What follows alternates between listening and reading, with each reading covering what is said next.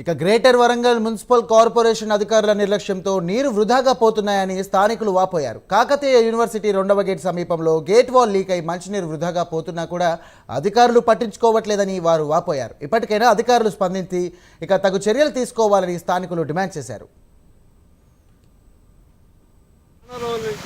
అసలు ఒకరోజు పట్టించుకుంటారు, ఒకరోజు పట్టించుకోరు మన మున్సిపాలిటీ వాళ్ళు. అయితే నీళ్ళు ఇట్లా వరదలాగా పారిపోతున్నాయి. దీన్ని ఇమ్మీడియట్లీ ఇక్కడ ఏదైనా ఒకటి పర్మనెంట్గా చేయాలి. కానీ ఇట్లనే ఉంటే కనుక అసలు ఒక వాడకు ఒక నీళ్ళు లేక చాలామంది జలం విరవేలాడుతుంటే చూడండి వాటర్ ఎట్లా పోతున్నాయి. దాదాపు 15 రోజులకు ఒకసారి ఇట్లా చింపించిపోతూనే ఉంటుంది. దీన్ని ఎవరు పట్టించుకోరు ఇక్కడ. దాన్ని మరి ఏమవుతుందో ఎట్లా ఎందుకు లీక్ అవుతుందో దాని పర్మనెంట్ సొల్యూషన్ అనేది లేదా.